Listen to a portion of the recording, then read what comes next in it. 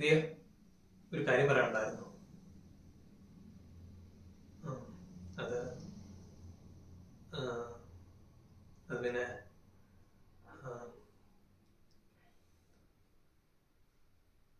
നീക്ക് നമ്മളൊന്നും ആദ്യമായിട്ട് കണ്ടത് ഓർമ്മയുണ്ടോ? ഇല്ല, ഒട്ടും ഓർമ്മയില്ല. സാറില്ല, എനിക്കെല്ലാം ഓർമ്മയുണ്ട്. നമ്മുടെ ഡേവിഡിന്റെ ബർത്ത്ഡേ പാർട്ടി. അത് തന്നെ.